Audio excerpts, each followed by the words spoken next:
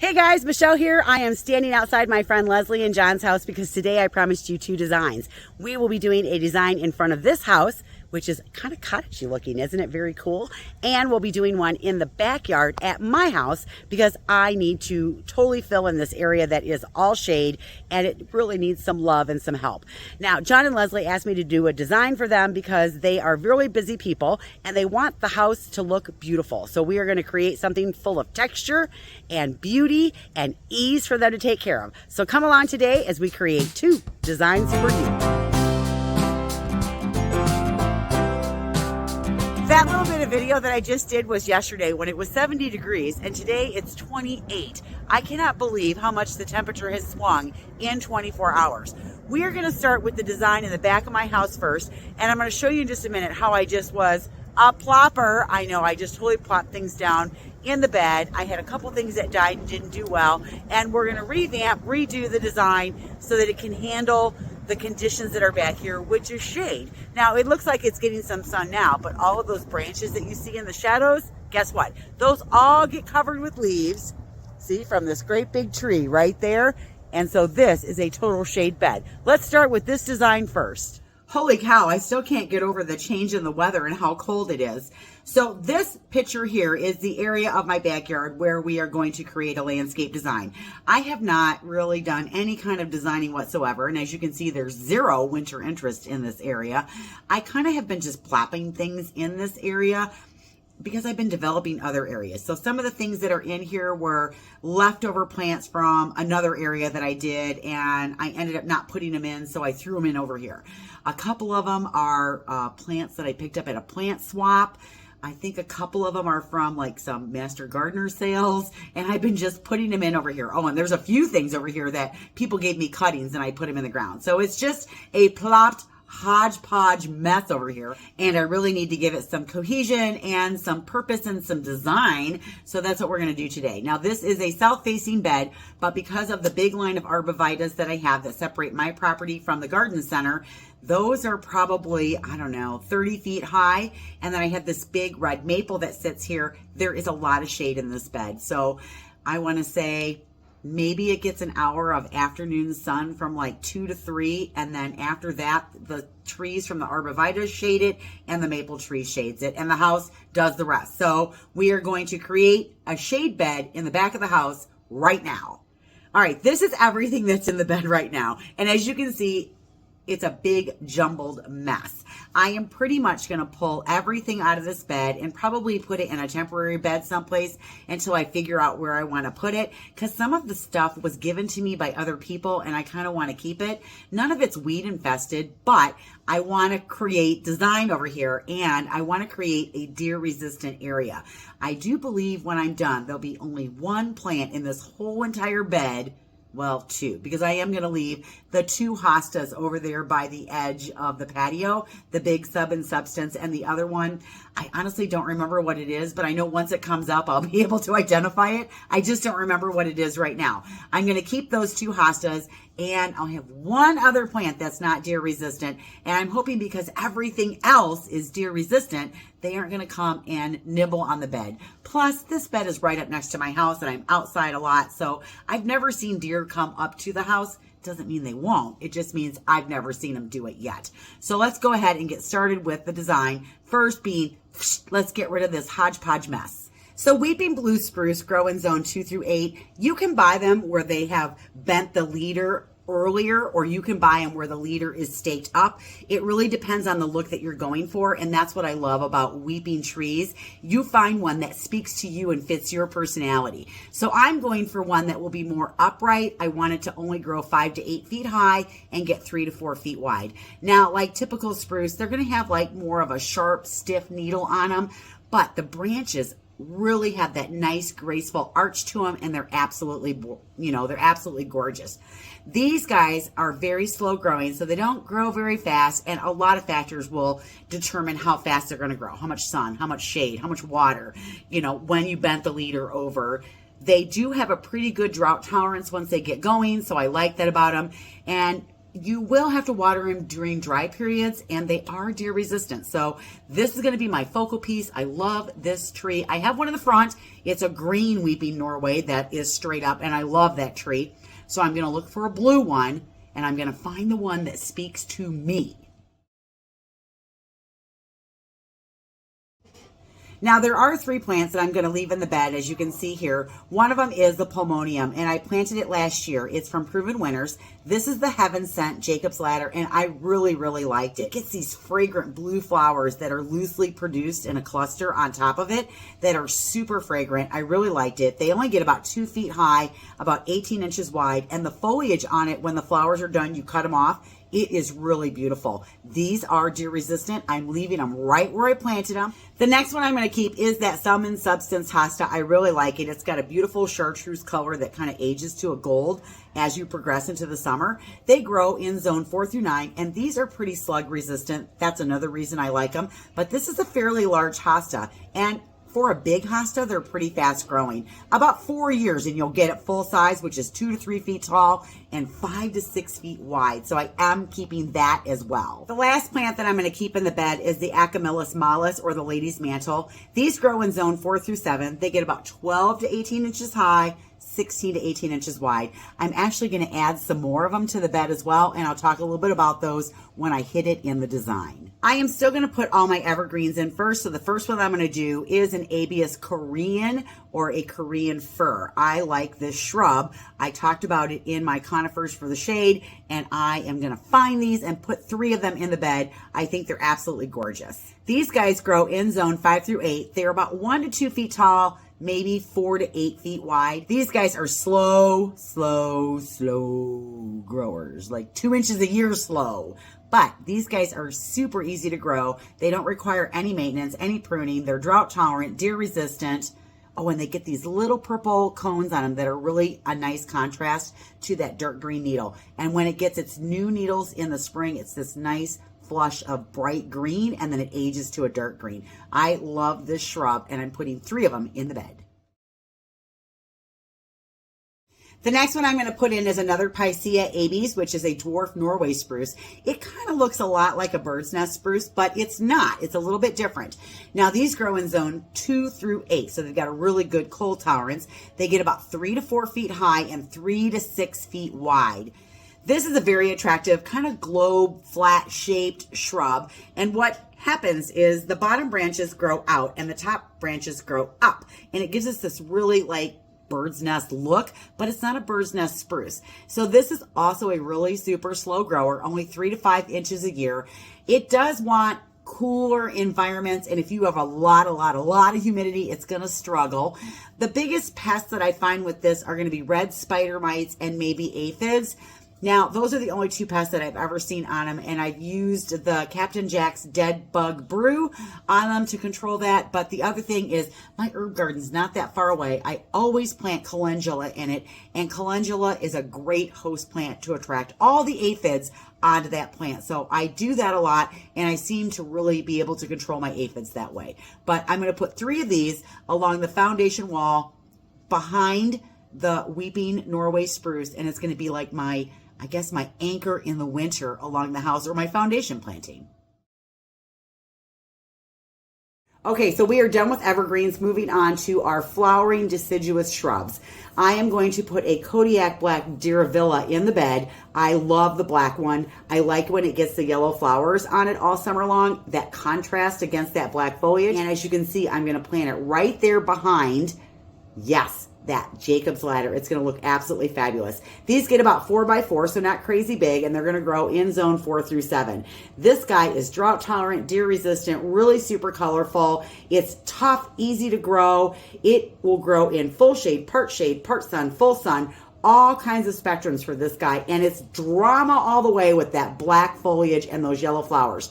In the fall, it has a tendency to push a little more orange or red, and I just love this. I can't wait to put this in. It's going to look fabulous right back there behind that Jacob's ladder. Now, the one thing I am going to have to do before I can plant it is I have a nest of yellow jackets right there. So I'm going to have to call an exterminator to get rid of that, because I read up on it, and guess what? They don't go away and go somewhere else. They just hunker down for the winter, so they're probably still there. So I'm definitely going to have to take care of that before I even think about digging a hole there. One of the things that I said I was going to plant for sure next to a window so I could enjoy the totally awesome fragrance was a Korean spice viburnum. Now I'm going to plant a baby spice because I don't want it to get really crazy big. This one only gets about 5 by 5, and it will take full sun. If you put it in full sun, it's going to need a little bit more water. It actually does better in part shade. Now, when it gets its flowers on it in the spring, the buds are red. Then they open to pink, and then they age to white and still kind of have a little bit of a pink margin on them. They are absolutely fabulous. Now, you can get these bright red berries on them, but if you want the berries, you have to have another viburnum of another cultivar, like a Spice Girl. These guys want good moist soil. They want good drainage. I fertilize mine in the spring, and if you're going to prune them, you're going to prune them right after they're done flowering, because they do bloom on old wood. I love this one. It doesn't have a lot of bugs or pest problems, and I'm going to be able to smell this thing with the window open, and that is so awesome. I can't wait to plant this one. All right, the last flowering shrub that I'm going to put in is a summer sweet or a clethra, and I'm going to use the Sugartina by Proven Winners. This guy only gets 3 by 3, and this is a summer bloomer, so I'm going to have these beautiful white blooms in the summer. They kind of grow up above the bush itself, and they come out like in little spikes. This is zone 4 through 9, and it is, again, super fragrant. So not only is my bed going to be deer resistant, this is going to be like my fragrant bed, because almost everything that I'm putting in here smells awesome. Now, very little care is needed for this plant. If you want to prune it, again, you prune it when it's done flowering. You don't have to prune it though. You can leave it like that. It will tolerate some dampness in the soil. Now, the one thing is, I don't think that the fall color is all that, but I've got some oranges and stuff going on in the bed, and this one's yellow, so that will be really super nice.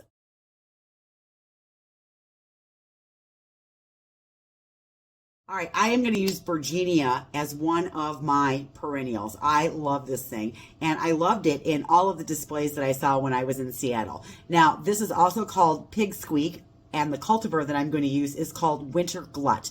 This one grows in zone 3 through 8, and again, deer and rabbit resistant. Now, this is a short little guy, so he's going to go along the pathway and in front of the border, 10 to 15 inches high and only 12 to 14 inches wide. Super nice, glossy green, leathery leaves, gets a tinge of red on it. They bloom late April, early May, and they get these really pretty purple pink flowers that come up above it. Now, when the flowers are done, you cut the flowers off, and then you're left with this beautiful foliage. Now, if you live someplace that's hot and dry, these don't really like that, but it is an excellent shade plant. I do have to keep an eye out for slugs on this one, and sometimes I have to bait it with stuff for slugs and earwigs, and that seems to do okay for me. I really like this plant. I like that it looks good all the time. The foliage always looks nice.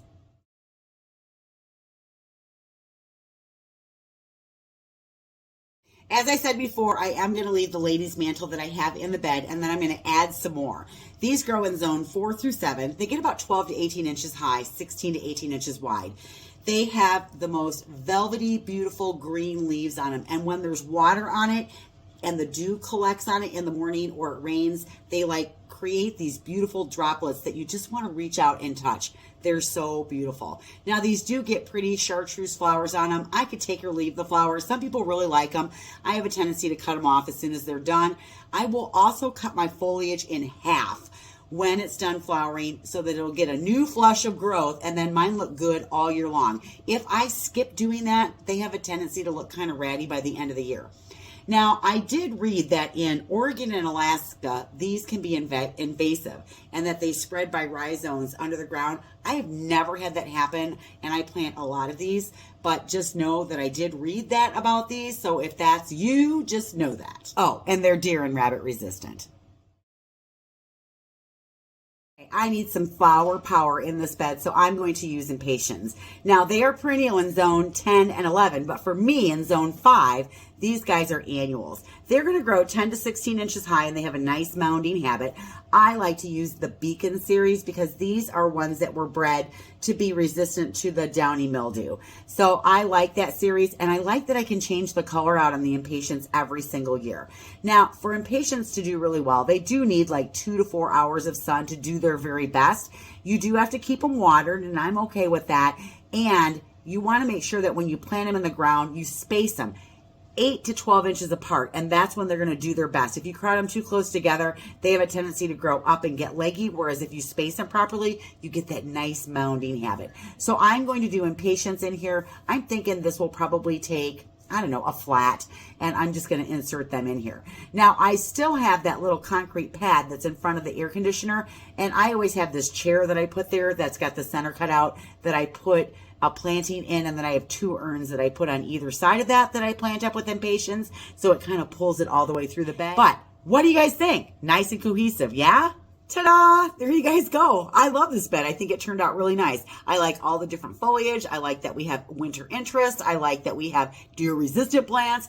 And I like that we added the impatiens for flower power. So this one I think I will be very happy with once I get it in the ground. Now, let's go to Leslie's house and see what kind of trouble we can get in over there. We are back at John and Leslie's, and I just love their house. I love the architectural features of this house. Now, I will be making recommendations for some uplighting to do on the trees and on the different peaks of the house, because John said he really wanted that, and then I can help him install that when they're ready to do that. But when you're getting ready to do a design for people that are not gardeners, your whole mindset changes. And maybe some of you are looking for lower maintenance and you want to put it in and you want to have beautiful gardens, or you want it to be easy. Maybe this is a design that will work for you. Now, this is in the shade. It does get some morning sun, but by the time the sun is over the top of the house, this thing is all in shade. And there's a big oak tree in the front of the house that's creating a lot of the shade. So it gets like dappled shade as the sun travels, you know, over the house. So let's go look at the design that I created. This one is a lot simpler. I broke it down into both sides, right side, left side, so that we could be closer up when we look at it. And then I did an overall view so that you guys can see it at the end. But let's start with the left side first, and then we'll go from there. We are going to remove all the vegetation, everything that they have in the bed. The 2 boxwoods that are up front, we are going to take and put in another bed in the back of the house. We want to start over with a fresh slate. Now, the dimensions of this bed are not very big. And they don't want to remove the cut wall stone or change the shape of the bed. So we're designing within the parameters of the space that we have. This bed is only 6 feet deep, and it's 13 feet to the curve. And then there's another like little 4-foot section right there at the curve. The other side is the same way. It's like 6 feet by 13. There's a part that drops down where it's not got the cut wall stone and it's next to the bed. So that's another 5 feet there. And so we're going to do the whole thing. So we're going to start on the right side. And as you can see, I have put in boxwoods. Boxwoods are super easy to grow. They're very easy to maintain. And it's really the only maintenance that I've given them in the bed. Now, I want to try and find the smallest boxwoods that I can find, and those are probably the wee willies. They get like 2 by 2. Now, those, I don't know, I have a hard time finding those, so I'll probably have better luck going with a baby gem. Those only get 3 by 3. They grow in zone 5 through 9, and they are deer and rabbit resistant. Now, he will have to prune these to make the little balls, and I can show him how to do that.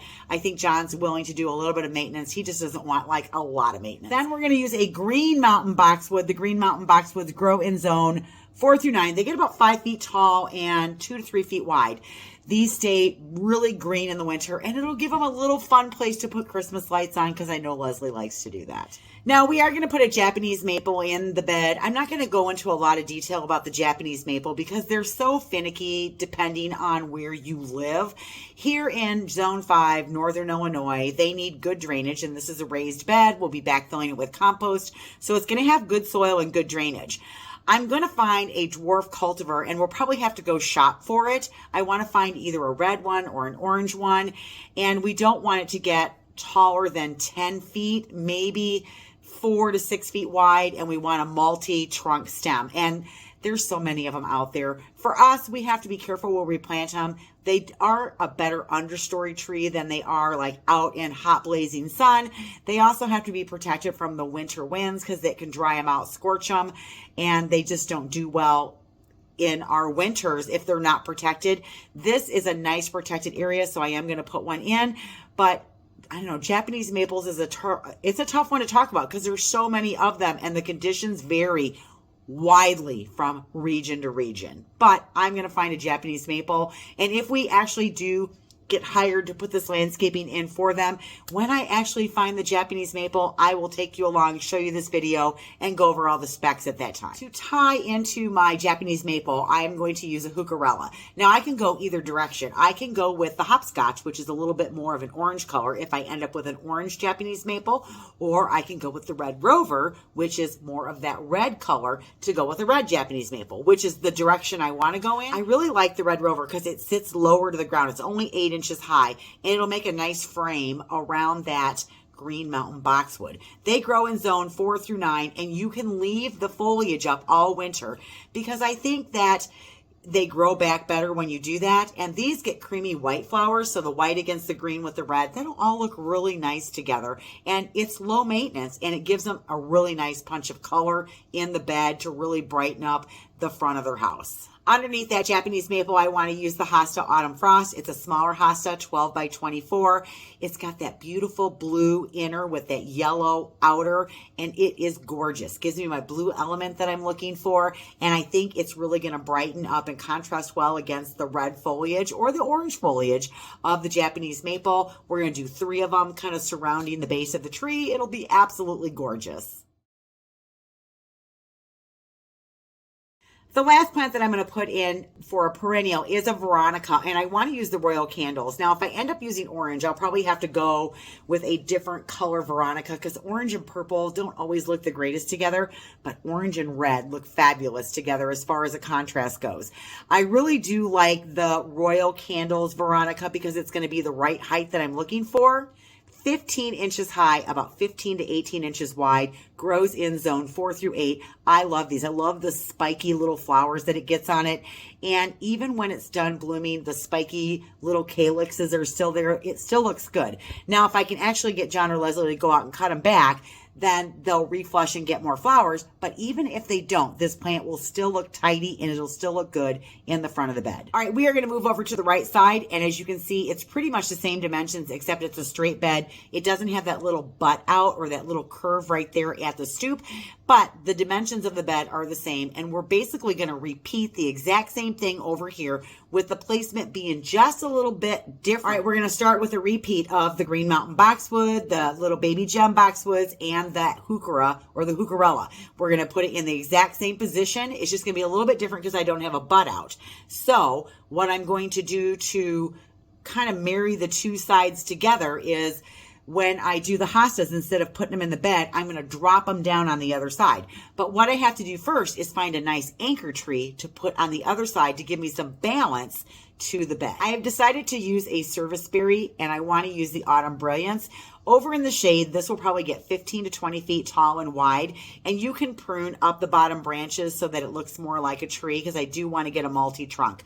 This thing is absolutely gorgeous. I'll even go over there and prune off the bottom branches for him, or show John how to do that, because once you train it and you get it to do that, it's really super low maintenance. Maybe once a year you have to get in there and prune out some of the lower branches if they fill in. This next picture shows you all of the multi-interests that this beautiful tree shrub, I'm not sure if it's a tree or a shrub, maybe it's a tree, it has, but I want the multi-trunk. But in the spring, it gets those beautiful white flowers. Then it's going to get green. It'll get its little berries on it, and then it's going to get this beautiful orange foliage. All right, see through the branches right there of that serviceberry? Back behind that, I want to put a Diravilla, the Kodiak, either orange or red. I can go either direction depending on what I do on the other side. So I can lean in different directions. This guy, you'll be able to see through the branches of that serviceberry, and it's going to give you this beautiful backdrop color. Now in the fall, it'll blend in quite a bit with what the color of the serviceberry is, but it actually might be a little bit more brilliant because these guys grow in anything from full shade all the way to full sun, and they are absolutely easy to grow, no pruning required, and they have a beautiful shape. They're going to get about 4 feet high, 5 feet wide. I love these, and I think it's going to look great back there behind this tree. All right, now we're going to finish it off with the Veronica, the same one, Royal Candles. I have 2 of them in the bed. One of them dropped down outside the bed, so it's a little bit lower. And then I'm taking the Autumn Frost Hostas and putting those around the base of the serviceberry. I just think that this is going to be great. Let's take a look at the whole thing together. Oh yeah, isn't this fabulous? I love this landscape design. I think it looks so awesome. And it's easy to maintain, lots of color, lots of different textures, and I think that they're going to love it too. Now, I did flank the door with 2 yellow pots. I think that I would go with a neutral pot so that, again, if you fill it with impatiens or whatever you fill it with, you can change out that color palette every year. And I want the pot to be bright enough to show, but I don't want it to be like a red where it limits my color palette of flowers that I can put in it, and yellow is a lot more versatile. So I just think that this turned out great, and I hope they like it too. I'm getting ready to email it over right now. I hope you enjoyed today's video and the designs that we put together, one in the backyard, one in the front yard, and I hope that it inspires you and gives you ideas to be able to create in your own garden. I do have one more shade video coming up. I want to do it underneath a tree so that you can kind of see what I'm doing to design when it's all shaded underneath a tree.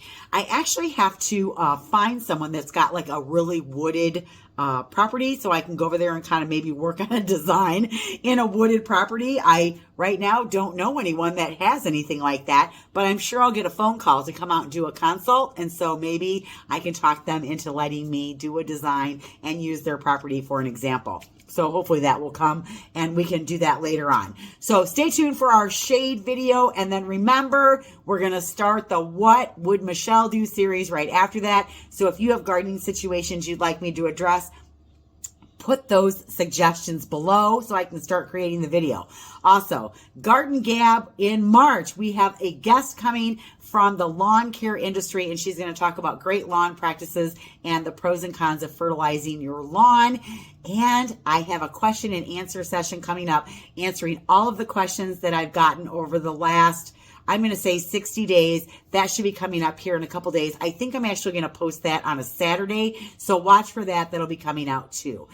Again, wow. 14 days, we've picked up 2,000 subscribers. I am blown away and honored that you like my channel so much, and that hopefully you're learning something that inspires you to go out and garden. So remember, when you plant a garden, it means you believe in tomorrow. I'm Michelle. Thanks for watching. We'll see you in the next video. Bye, everybody.